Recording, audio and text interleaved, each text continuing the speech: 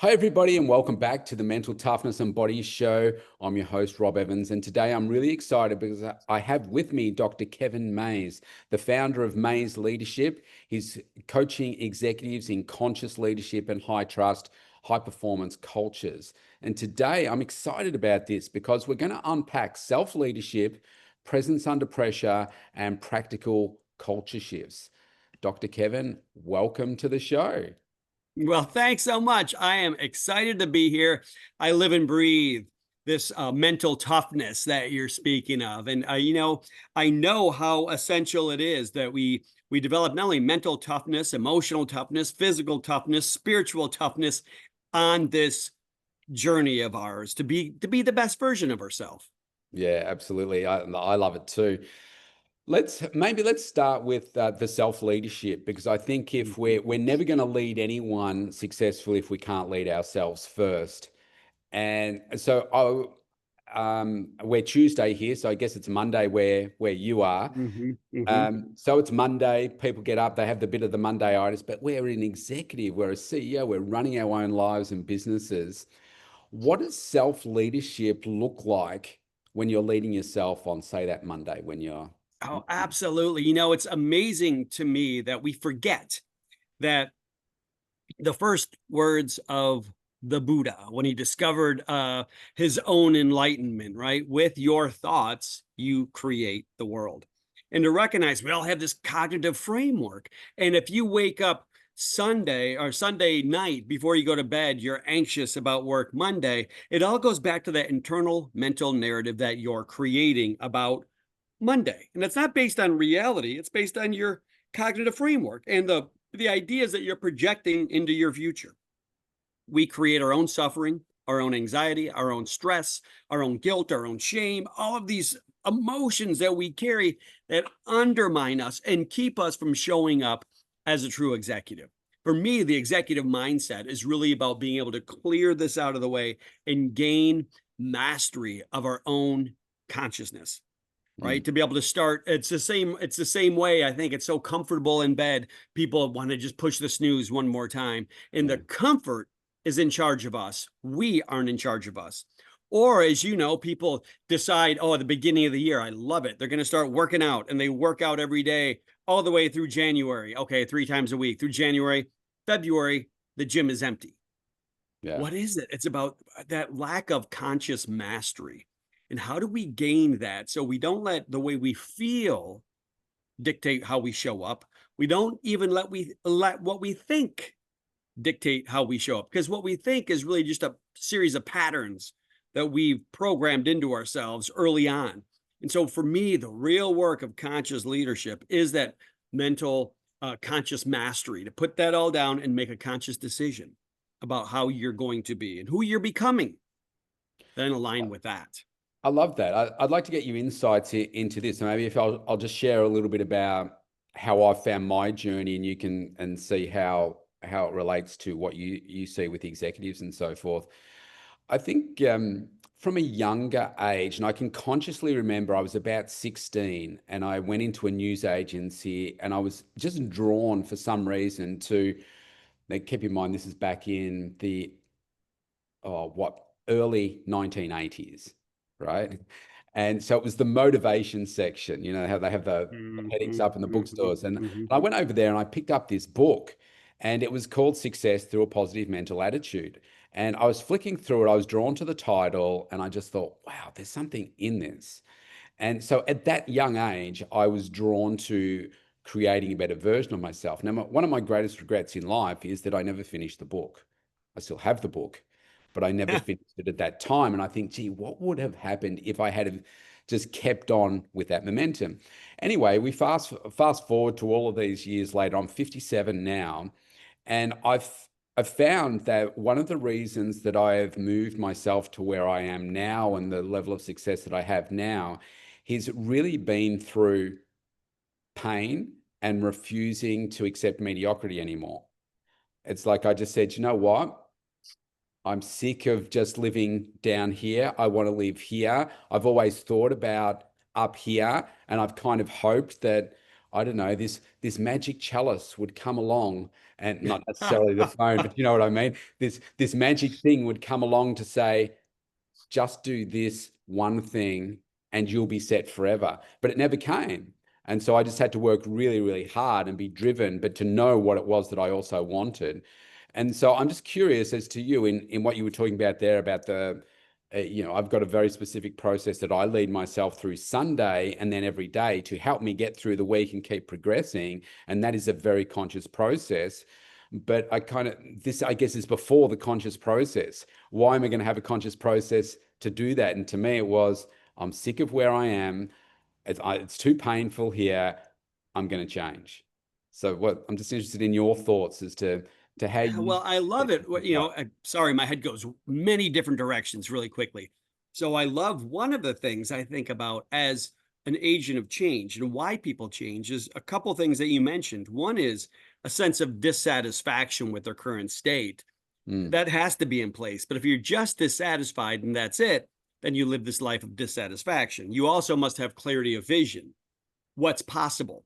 And it's the two of those, I think, that really are essential pillars in the change process. So I like what you were talking about. You thought about being up here and you knew you wanted to, you knew what it looked like, and you were dissatisfied. And then you created that process that helped move you that direction.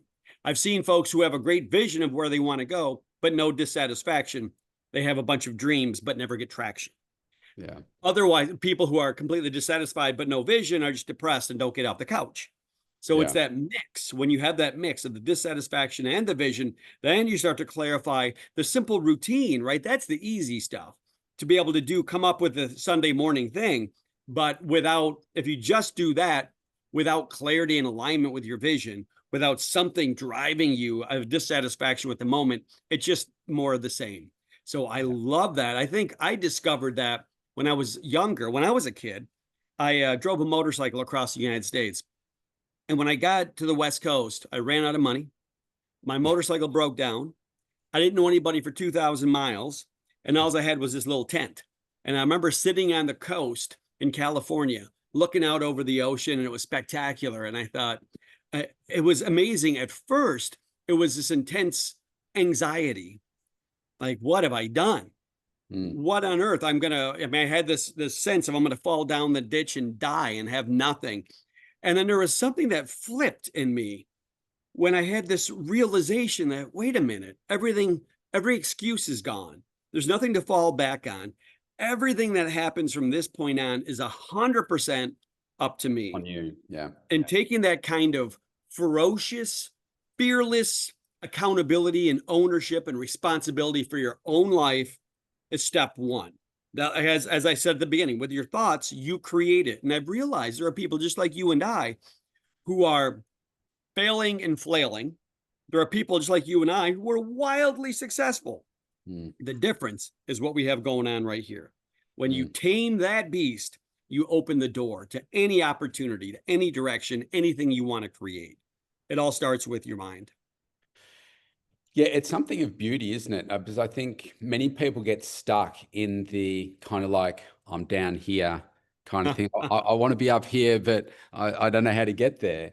And the only way that I've been able to do it, like I hinted at before, I've been looking for that secret formula. Maybe it's a coach. It's like, oh, if I just work with Kevin, then I will be the best that I've ever been. But the reality is, it's a little, I use this as whether it's the gym of life or the actual gym.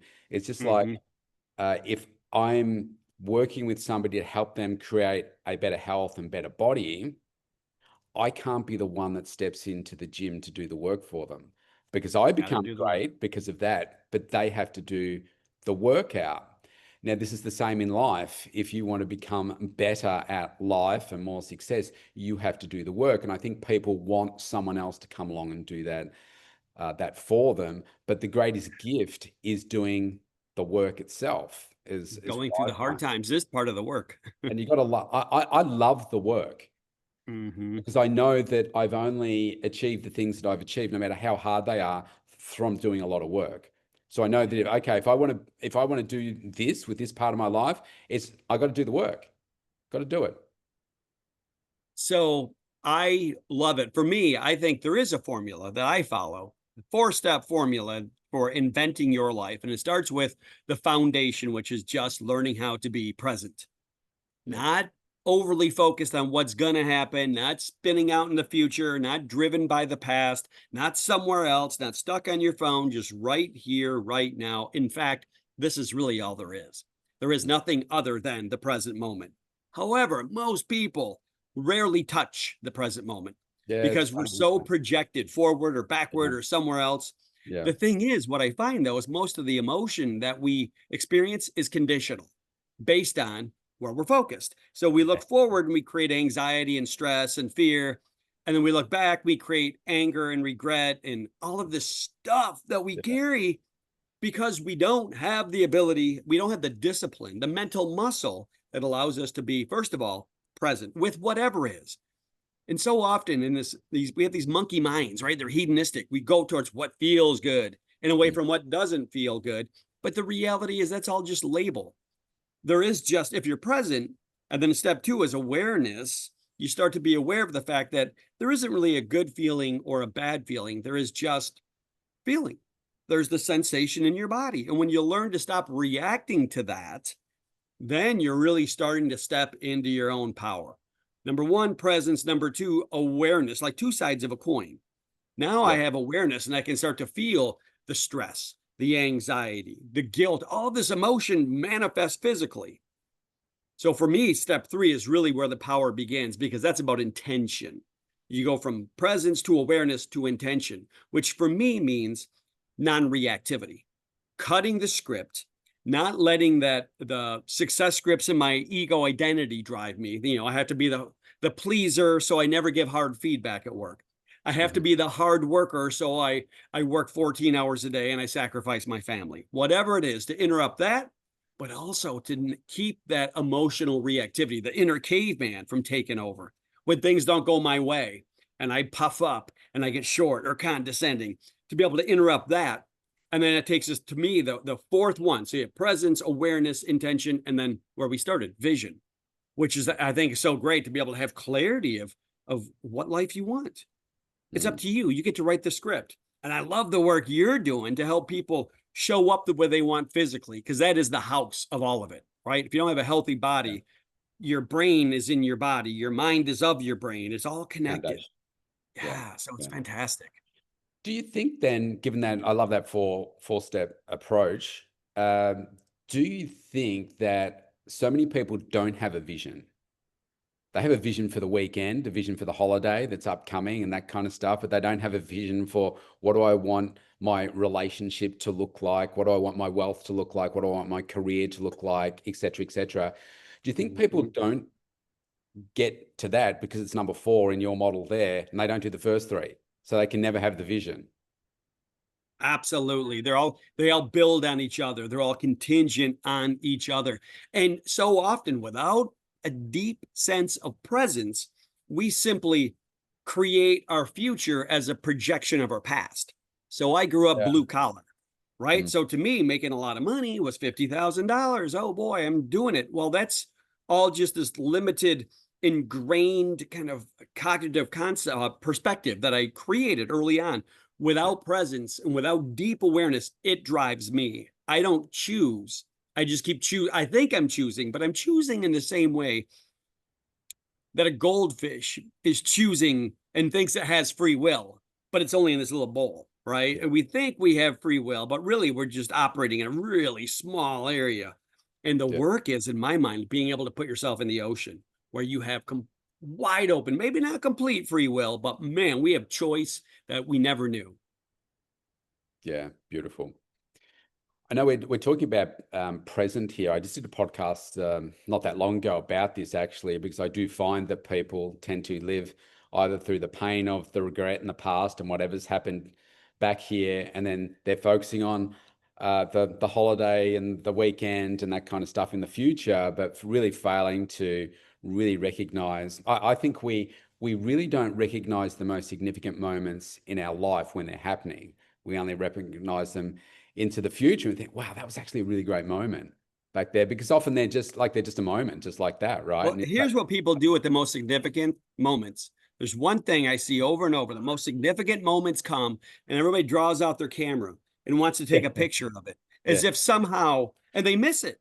And nobody goes back and looks at, oh, remember that moment? No, just, it's like I don't know, we somehow think we're going to capture it.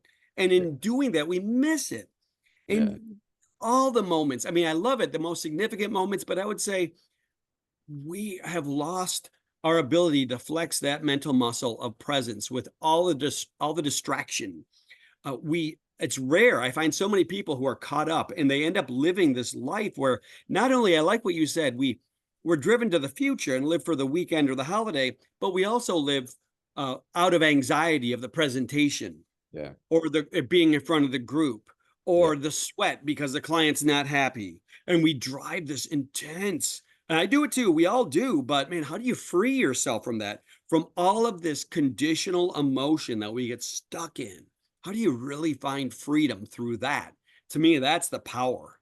It's Yeah. tough. So let's talk about now the presence of being present, but I guess the presence under pressure. And that can be like you were talking about a few minutes ago about when you are under pressure. I find that what I notice is the real person comes out. Like it's like if you're an angry person, then when you're under pressure, you're probably going to be more angry. And so I find that it kind of like exacerbates what it is that you're the sort of person that you are. So for like the exec, and we're all execs as CEOs of our own lives, but like in Hmm. the boardroom Hmm. and so forth, what do you find that are the ways for people to be able to, you might be leading and the room gets hot, that's like, Yes, yes, um, yes. For, what is it that those most effective leaders can do to obviously manage themselves, but then be able to manage the room as well? It could be a room this is, full of I think, people, or it could be brilliant. one person. Yeah, because when the room gets hot, that this is why, for my mind, from presence to awareness, to be able to have the awareness within yourself that without exception, before you get triggered, before the caveman inside takes over, something physiologically happens. Mm. And to be able to tune in and be aware of what this thing is that's happening at any given moment, to see I'm getting hot, my chest is tight, my heart is beating, my breathing is shifted. With that level of awareness, you're in a position of choice. You're knowing that, oh, I'm about to begin reacting differently. In those moments, our limbic system takes over. The 5-year-old, or as I said before, the caveman in us takes over. Oh, brilliant. And we start swinging the club. So I challenge the idea that there are some people who are just like angry under the surface. I think it's an adaptation, right? I think under the surface, all of us, far enough under the surface, have a brilliant, sane, intrinsically good state. But we've Mhm. wrapped layers upon layers of survival adaptations through the course of our life. And that helped us survive and thrive. Like I grew Self-preservation. up Yeah. learning I'm not good enough unless I always win. My Mhm. dad was the coach. He always got the hardest on me. If I didn't win, he was always coming after me. So I learned no matter what, win. And when I didn't win, it meant I wasn't good enough. I as a human, was worthless or was a failure. So now here I am. I learned this. And this is a beautiful stat I read recently that is so profound to me. And when we're 3 years old, our brain is forming 1 million neural connections a minute. So we are more susceptible than to environmental influences than any other creature on Earth. So Mm. we come into the world with this blank slate, and the environmental influences really start to form our personality in a way that we lay down these 8-lane highways when we're really early, all that neural connectivity. Now here we are 50 years later, and we're still in many ways playing out that same pattern. And when we don't win at work, suddenly we get short. It's a defense mechanism because underneath the defense mechanism is a vulnerability that somehow we believe if we don't win, we're a failure. If we don't win, we're not good enough. And so there's this interesting mechanism inside of us that I think that for me is the work to be able to have awareness to see that mechanism and then to interrupt that pattern. That is the, for me, when you can do that. And I've seen leaders who who start to really understand that level, the depth of awareness it takes to be in that position of true intentionality, right? And that's when the caveman wants to come out. You Mm, stop, you're aware, and then you make a conscious decision about who you want to be, your vision of who you are as a leader and a mm. man or a woman, a father, a daughter, a son, a brother, a sister. Who's the person you want to be in that moment? Who's your best self? Not that reactive caveman coming out that's left over from when you were 5 years old. So Yeah. there's a real choice point, a real ability to make a decision that is in us if we can only pull ourselves out of our own way. There are some of the things that I know. I use this podcast as an example. I used to prepare a whole bunch of questions for guests, and I'm sure you've been in a room or you've heard an interview where people have been asking a question, and say you've just answered your question, and I'm just like, thanks for that, Kevin. What is your definition of success? Yeah, and it doesn't relate to what it is that you're saying. So I made the Mhm. decision to one, record 2 podcasts a day so I could learn to speak better, but then also to deliberately not prepare questions for a guest. So like you and I, we talked about a topic before hitting record, but then what it forces me to do is effectively like step right in and listen Mhm. so that I'm actively listening to you so that we're having a conversation. And that's way more interesting to me. And it forces me to concentrate, and it also forces me to practice asking better quality questions. That's And phenomenal. Or do you ask loaded questions and sit and float off in your mind, waiting till I'm done, so you that's can right. then ask the question you've been thinking of, You're right? effectively like, you're out of the room. Are you done yet, Kevin? I've got another question. Isn't that what we? I mean, so many. I think in my own life, I used to do that, right? In a group, and you're going to show. It's like there's that success script. I'm going to show my brilliance, and so I'm just waiting to get that word in so I That's can right. say that thing that everybody's going to say. Oh, you're so brilliant, and I stop listening, and I stop Yep. being present, and I stop witnessing and being part of the process. I'm not being engaged in what's happening. And so what I've found through that process then in my personal life has to become way more understanding, way more Mhm. empathetic of people as well, and understanding that like your perception is your reality. I can't change like we see, well, hang on, if I think blue is blue and you say no, it's always green, then I'm probably not ever going to be able to say anything that says you should be like that. Or like politics, for instance, heaven forbid you say I'm probably unlikely to convince you from why you should change from your side of politics or religion to another. You just accept that that is your perception, that is your reality, and I can be understanding of that. I can be respectful of that and just try and No, no, no. Hold understand. on. I gotta interrupt. I Oh, think it's okay. much more effective to yell at me, call me wrong, show me the ways I'm an idiot, and then try to proselytize your perspective and force me into understanding your brilliance. Right? Mm, Isn't that what we do? Turn on the yeah, TV. That's what we do. That must be the right way. yeah, that's right. That's It's right. 180 degrees. It doesn't sell, though. It doesn't sell. It's not nearly as Uh, exciting as people actually trying to listen to each other. And this is the thing I think you said is so dead on. I'm never going to change you, but I'll tell you 100% what I've noticed is when I change me, yeah, I change half of the dynamic between us. And when I change that, you begin to change the way you show up. Because there's yeah, a dance that happens, right? A distancer and a pursuer. So if we're in a dynamic and I back up, you become aggressive. If you back up, I become aggressive. If I stop doing that dance, pretty soon you stop doing the dance. yeah, Pretty soon we're just present in this moment with each other, listening to the pregnant moment to see what comes out of it. And there's always wisdom when you stop pushing your agenda and just yeah. listen in the moment. Yeah, yeah, that's a beautiful point. And I think that, I mean, this is really important for self-leadership, but also leading others as well, because I've noticed that some of the best leaders that I've been around, they have they have stopped, that they've listened, they've accepted the perspective, all that kind of stuff. And I think the reality is that people want to be seen, they want to be heard, listened to, and really felt like, wow.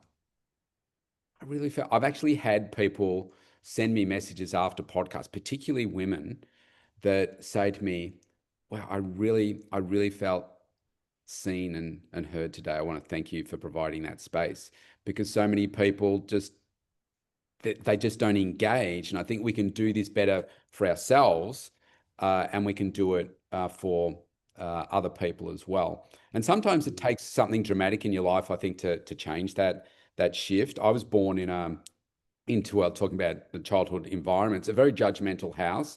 And it wasn't like we had a sign out the front and said, this is a judgmental house. And it was only Mhm. when I got into young adulthood that I thought, I like to, that feeling you get in your gut. And it's like, I don't really like some of the banter and that kind of stuff. And then I thought, wow. And then so I moved out of home when I was 19. And it wasn't until kind of I caught myself later in life, and certainly with the kids, where I thought, oh wow, I'm being a bit judgmental there, and I would catch myself in real time and either apologize, say, I'm sorry, Kevin, I'm sorry that was so that sounded really judgmental. I didn't mean to do that.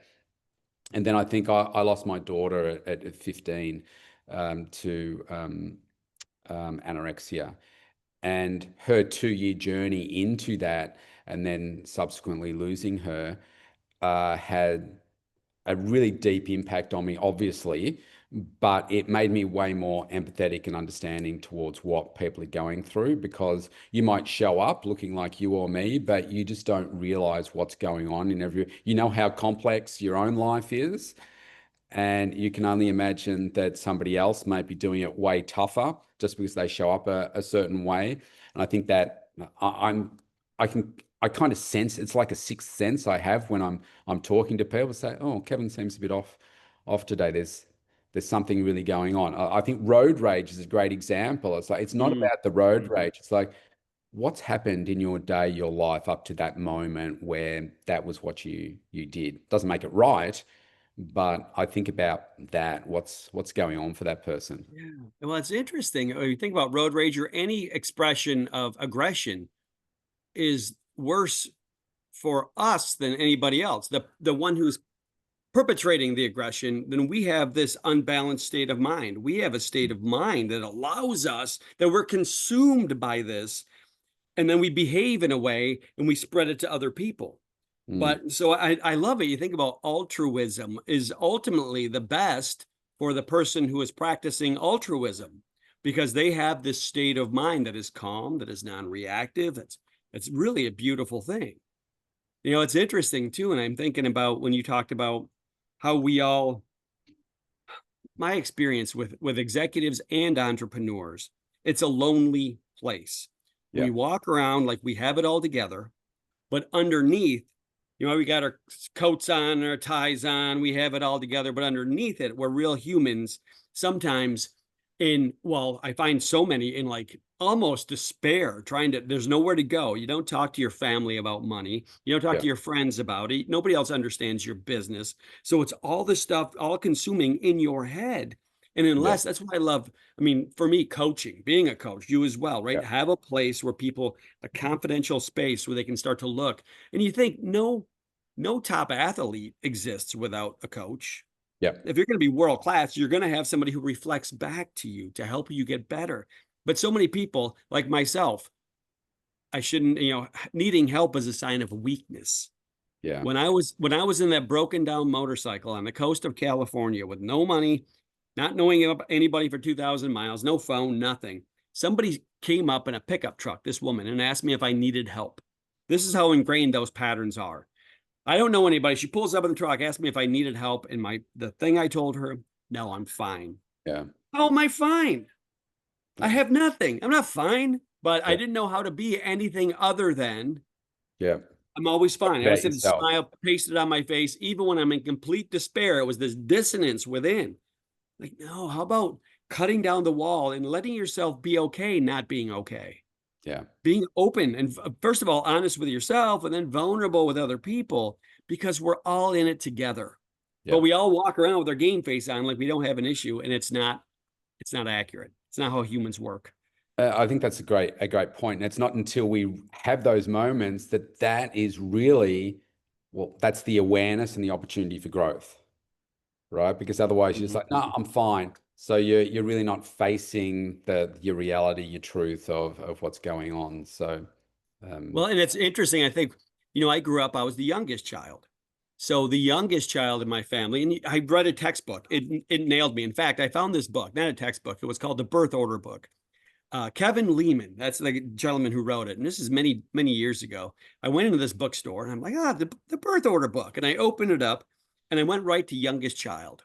mhm. And I will paraphrase. You can't fool me, youngest child. I know you just skipped all the other sections and came up here to read about yourself. And I looked over my shoulder. I'm like, oh my God, this guy's got my mail. And I went over and bought it and I made that a study. And I recognized that so much of, again, I go back to free will. Well, so much of the way I show up is a textbook youngest child, right? The rules didn't apply. Always, like they called it, the charming manipulator. I had to know how to manage the older forces, and I often did that with charm and smiling because I didn't have the force, the creativity, the intelligence, the wisdom, any of that. They're older than me, so I Yeah. had to be the cute little kid, and that kind of drove me until I'm when I learned to public speak, when I first started doing that, I was paralyzed by it because of I couldn't manage everybody's perception. What if I look like an idiot? What if I don't have it all together? It was all the same, that same pattern that was laid down early in my life. And it's Yeah. like, how do you cut through that and make a choice? Yeah. Make a choice. Yeah. Yeah. Nice. Let's let's talk about culture for a second because I've been in some corporate organizations where the culture in a not necessarily for the whole organization, but within teams within the Yeah. organization have been quite bad, and I've been purposed with you need to change the culture of this Hmm. team in order Hmm. to improve performance. What are some of the say key things that you see that a really effective leader does with a team to maybe what could we say? Move them from, say, being just compliant and turning up to actually committed and share part of the vision and bring out their best. I worked with a leader one time who was bold in his assertion as his team was around the table that he would decide the way the culture was going to be, and nobody else had room to offer input. It was up for him to decide. And I thought to myself, he has no idea how correct he is. He has made the decision. He shut everybody down and Mm, nobody had anything to say. They all okay. And they all thought he was a jerk. 100% of the time, if I find an organization at the front line that's operating really effectively, that people are communicating, they're showing up, they're excited to be there, 100% of the time I can track it back up and find a leadership team that's dialed in. yeah, On the front line, if I find people are in a state of chaos, there's gossip, there's poor communication, people don't show up, they're calling in, without fail, I go back up and I can see what's happening at that team. So, mm, what is it that's happening at the team? We forget that it's a human organization. I see mm, organizations get so focused on the metrics, the next quarter for the make the shareholder return. And they you get the venture capitalist organization that's looking singularly at the next quarter and making these whiplash decisions that undermine the real power in the organization, and that is the people. When people feel like they're an insider, man, they show up and they feel like they're connected, they're part of something, their job makes a difference. So for me, all of that is a product of leadership. As a yeah, leader, the way you show up, there's a thing I think of as executive amplitude. The way I show up echoes across the organization. yeah, This is why for me, I have such a passion around learning how to lead yourself first because I recognize that as a leader, if you're not managing your state of mind and you're showing up in your organization in a way that's frustrated, or I say out of the power zone, if you're blaming, making excuses, or you're defensive, you're going to create that in the entire organization yeah, without fail. If you stay in the power zone, you take ownership, accountability, and responsibility. It's like you have an yeah, OAR, ownership, accountability, responsibility.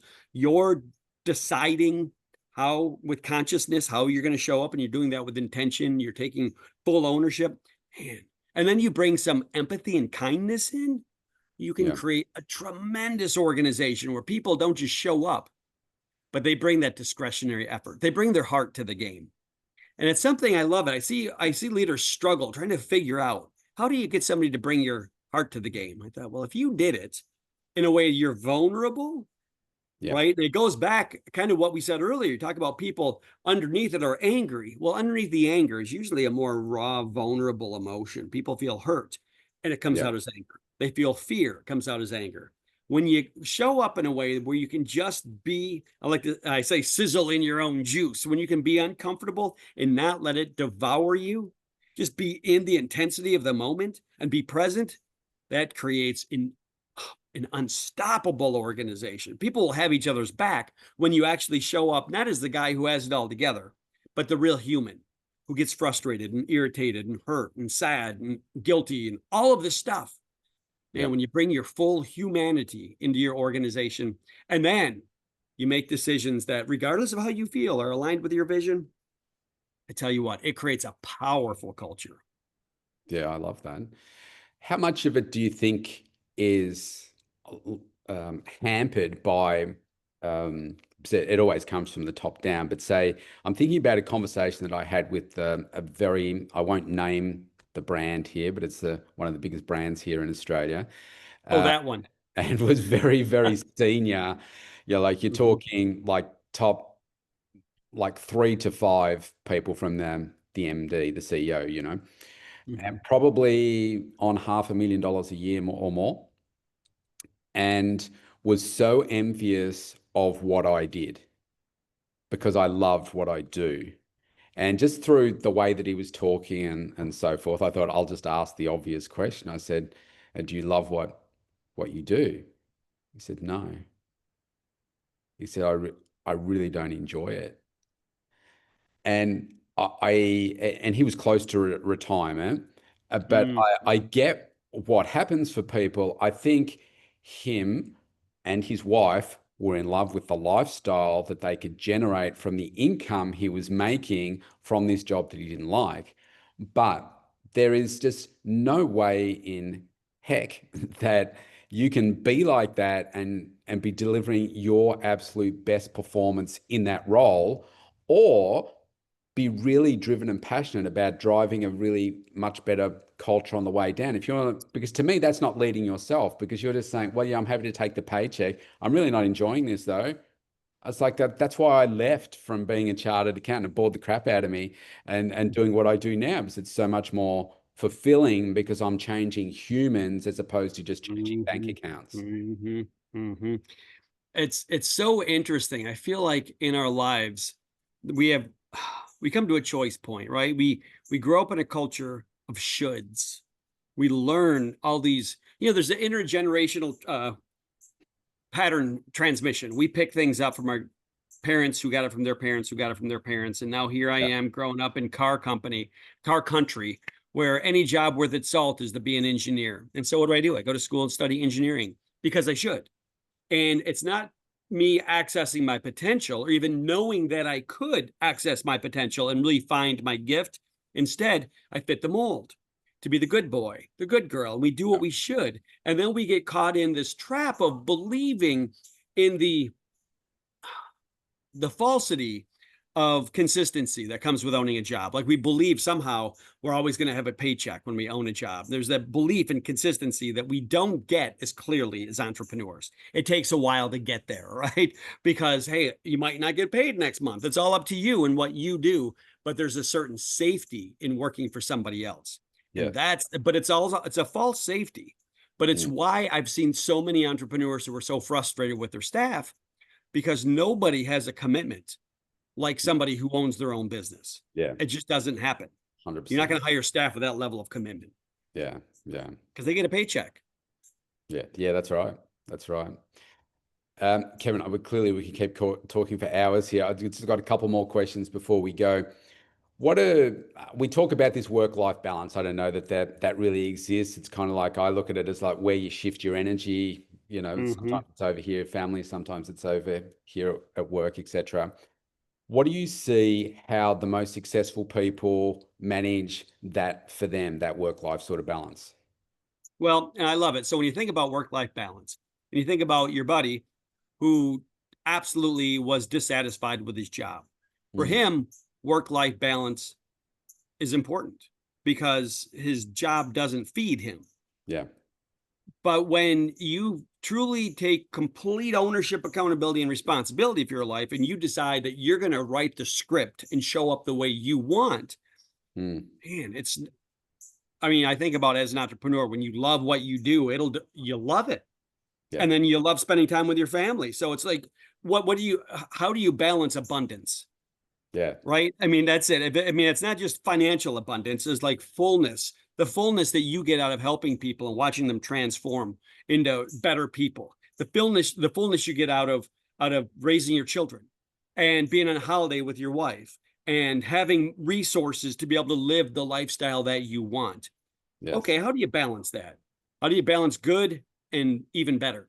Yeah. Yeah. Yeah. Okay, so for me, it comes back to alignment with vision. Yeah. Understand the person that you want to be, because sometimes, like, I'm trying to get a book over the finish line, Mm. and it was supposed to be done in a couple of days, and it keeps. I'm just not. Still editing, and at some point, it starts to kind of get a little less exciting. Yes. but but the nice thing is there's an end to it, but I created it. I own it. It's nobody telling me to do anything. It's all my internal narrative. Yeah. And like every season it changes and it changes, and that life continually changes. But if you don't have clarity of the person you're becoming and the business that you want and the impact that you want, the type of father you want to be and the husband you want to be, it's easy to get caught up. It's Yeah. easy to get off track. It's easy for me to go home and explain to my wife why I'm right about something and get into an argument, as opposed to my vision, which is being a wonderful husband who supports my wife and has a happy, healthy, long-term relationship. That's very different than me being right. Without clarity of my vision, I can default to explaining, rationalizing, being upset that there's toys on the floor. Why didn't she clean them up? Foolishness. Foolishness. You Yes. must have a vision and have a sense of who you're becoming. And let me just say this, it's interesting. We spend our education becoming. We go to school, we go to college, we become. Then we arrive. We're 25 years old, and we get a job, and we think somehow that we've arrived. Yeah. Never. It's just the We're beginning. continually becoming. We're Yeah. continually, and when you realize that, for me, that's the power of vision, to realize that you are continually becoming. Some people become more entrenched, and then you see in those the self concept they developed early on, and then you see the crotchety old SOB who's 85 years old. It's angry with the world, and then you see some people who learn how to let go of that, their attachment to their self concept and their expectations, and they evolve with grace and wisdom. And for me, that's the path of enlightened conscious leadership. How do you evolve with wisdom in your life? And there is a Yeah. pathway, and it's not somebody else's story. It's how do you find your own and live that. There's so much gold in everything that you just said there. Like you could stop and pause and dig into each different aspect of that. Coming back to the work life thing, I couldn't agree with you more. I have people that say to me, "Oh, I really need a holiday." Yeah, it's like you just had a holiday. Like if you're not having 3 overseas holidays a year, you're not living, right? Okay. Well, I've designed a life that I don't need a holiday from because it's so amazing. Mm-hmm. And it sometimes makes me realize, okay, I'm having conversations with the wrong people around this stuff because they just need a Mm-hmm. constant break from Mm-hmm. what it is that what it is that they're doing. So yeah, I love that point.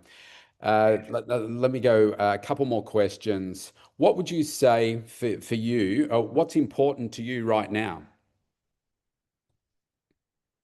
That's a big, wide open question. What's important for me right now? I love it. I'm going to go back to the beginning. Right now, what's important to me right now is this conversation with you. Yeah, okay. Right now, Present. that's Yeah, what's important to me. And it's great. Okay, now I can step out of the present moment. Like, oh, okay, I got a million things going on. I've got a book coming out. I'm giving in Colorado Colorado's version of a TED Talk. They call it a Spark Talk. I'm going to do that next week. I've got new programs coming out and coaching and time with my family and time with my wife. And I mean, it's like this complicated puzzle. So for yes. me, the most important thing through all of it, man, just show up to enjoy it and enjoy the stress of it. Even if it's self-induced Yeah. stress, great. I'm alive.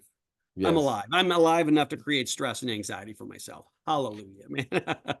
But one of the things I'd like to share with you, I don't know whether you've heard this before or not, but I've found this to be very true for me. I used to hate speaking to people. I would never, yeah, I'd never do public speaking. And you look at everything that I've done now, and it's like, wow, really? That was you, little kid back here?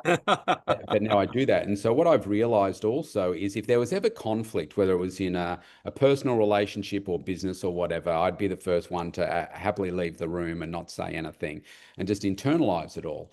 And now what I've realized is we could all probably say, okay, tell us the five most painful moments in your life. And you say, oh, bang, yeah, it was this, it was this, it was this, it was this. You know, like I've been through divorce and so forth. And that's probably one of the most painful things, particularly when their kids are involved. My daughter passing away, you know, without listing them all off.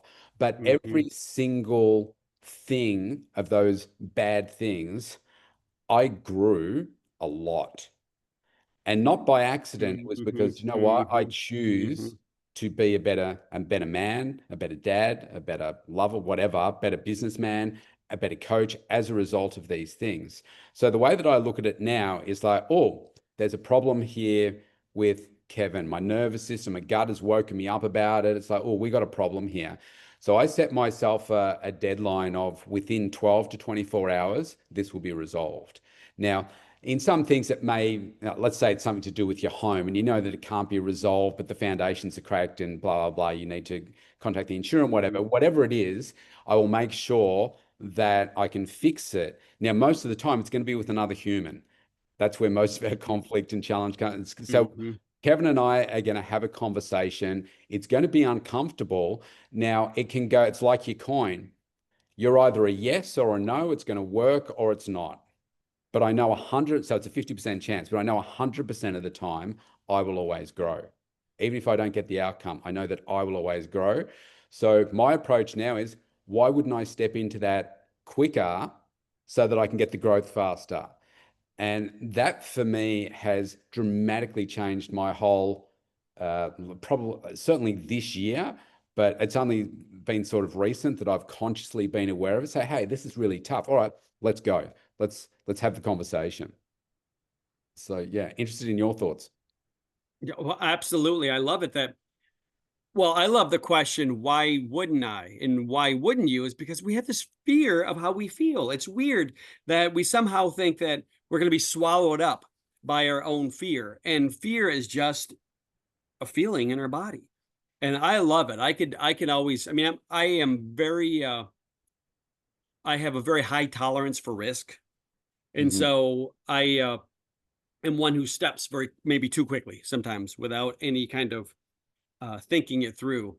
And even the thing is, I find that we all make mistakes in life, and those are opportunities to grow. If you, it depends on how you frame it. So I love what you're saying. Those tough times are when you grow. Some people they don't see it that way, and it's really, I think, an opportunity to look at your cognitive framework and your attachment to your framework. Is, are the tough times just pain that you're carrying, or is it a time when you actually became a better person? And it's such a choice in that. It's a profound choice. I go back to being on the coast of California with nothing. I'm like, okay, I'm empty, I'm alone, I have nothing. Okay, that's, it was for me the way I look at it. Now I'm a optimist, and that's my blind spot. I tend not to see pain, and I tend to avoid conflict. I understand, so I try to practice staying in it. Um, Mm. but when I was in California on the coast with nothing, it was one of the most empowering, profound moments in my life.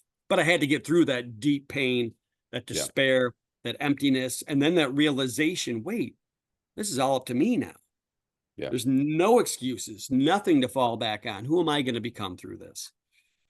You know, to the extent, it's interesting that decades later, we were, my wife and my children and I were going to move from North Carolina to Michigan. It's about 1,000 miles to we had never been to this area, never been to the city, never been to the town we're in. We just pulled out a map, said, let's move to this town. Went back, we went up, bought a house over a weekend, went back, quit my job, bought a house, moved up. My wife stayed home with the kids, and I started a business. Yeah. And I, because of that time in California, when I recognized when I had nothing, like, oh, the world is much more spectacular than my logic. And the world is not a logical place. And when you tear off the blinders and step into the present moment, things happen. And so I moved to Michigan with a clear, all I kept coming back to was my vision. Who am I becoming? Who am I becoming? And I got to tell you, that whole idea of being present and being aware, I was aware of a lot of anxiety and a lot of stress that I was creating, but I kept coming back, come back to the present. What's the next thing? What's the next thing? What's the next thing? And I tell you what, it became a rocket ship, man. The whole, when you like really take that step and I don't know, fully committed, like burning the boats. It's just phenomenal to me what you can create. So Yeah. that's the work I love, and I know you're nodding. You know the power that Yeah. of what you've created out of nothing, out of those dark times when you feel like you're in a hole or in a cave and you don't see the future. Just because you can't see the future doesn't mean it's not there. Yeah. It's Yeah, coming. that's right. The future's coming. And that's right. And I think there's a lot for people to understand because everybody listening to this will be at their different journeys. Like 78% of the audience is actually in the US, even though I'm in Australia, but 78% is over They there. love your accent. And, and I think there's an aspect of like people that say early on in their journeys and say, oh, well, it's great to listen to you too. You've had success, whatever that looks like for you and whatever people's Mhm. perceptions are of that success. But I'm just me and I can't do this. Well, I was probably lesser than whoever you are listening right now. And it's like you just make that, you decide to make a change and you just focus on this, and this little bit. One of the things that years ago I did work with Tony Robbins, and one of the things that I've said this publicly before that I don't like about what he says is you must always take massive action. Now, I think this is a major problem because most people don't have the ability to take massive action, but everybody can take a little bit of action and stack that consistently to become massive action over time.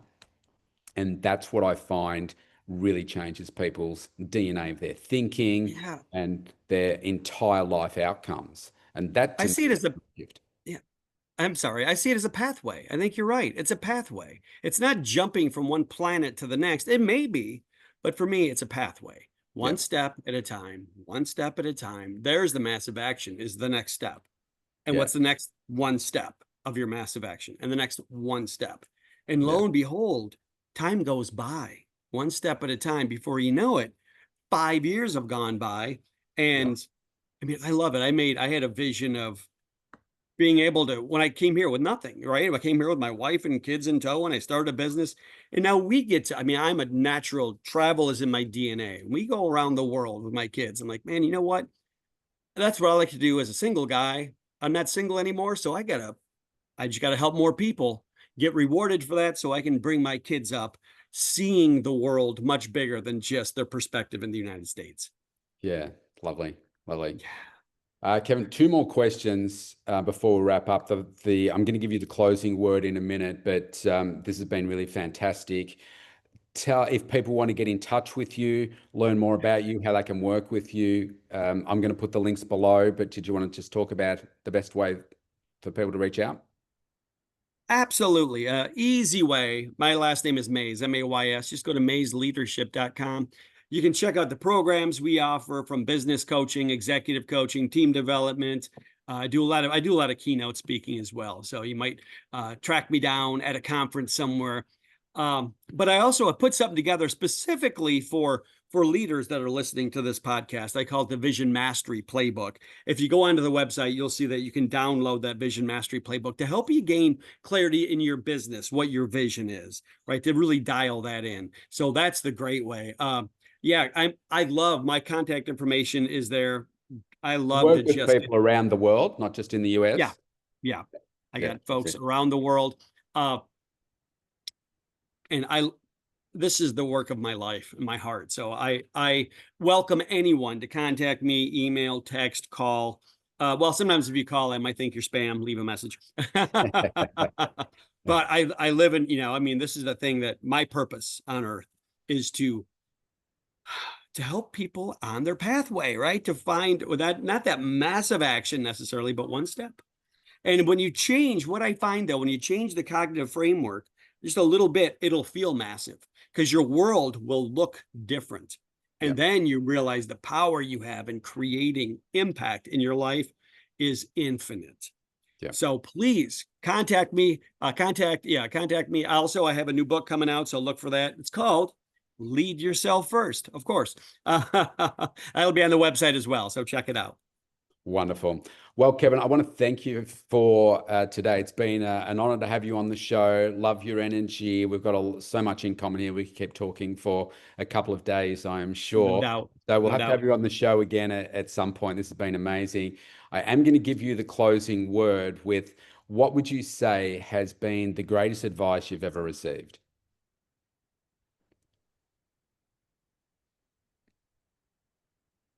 Like for me, it always goes back to the whole foundation of this whole discussion. Uh, it's so interesting. When I was a freshman in college, I had this literature class, and the teacher showed up. He had a long beard and he wore the same kind of hippie clothes every day. He was very thoughtful and read some very intense stuff. And I remember one day I had to leave early for some reason, and we were getting the results of our test back that day. And but first we were in a discussion, and I let him know I had to leave early. So he said, "Let me know before you go." So then we were in this discussion about Ivan Illich, a great, I think it was a Tolstoy novel, talking about who was the man on the elevator. And it's really a way of understanding our own narrative with ourselves. And I raised my hand and I said it was the elevator man. I don't know, I was 19. The whole class laughed at me, and I was a big idiot in that moment. And I kind of sheepishly put my head down. And then about 7 minutes later, I had to go. I kind of let him know I'm sneaking out. And he said, "Okay, hold on." And he reached over and gave me the big stack of books. And he said, "Kevin got the highest grade on the test, so he wins the award." And I thought, man, all right, I'm vindicated. And he said, "But one thing you must do, you have to be able to lead. And that means leading yourself, leading your thinking." And now he found out he was a Buddhist monk. You have to be able to lead your consciousness. And that guy put me on a path to lead yourself first, understand how to master your consciousness. For me, that's the beginning, the middle, and the end. That's all there is how we perceive and how we conceive and the stories we tell and how we experience ourselves. And gaining mastery of that, and it gives life meaning. Fantastic. Love that story. Thank you so much for today, Kevin. Rob, it is my pleasure. Thank you. This is fantastic. I'm with you. We could talk. If we had a beer in our hand, we'd be talking all night.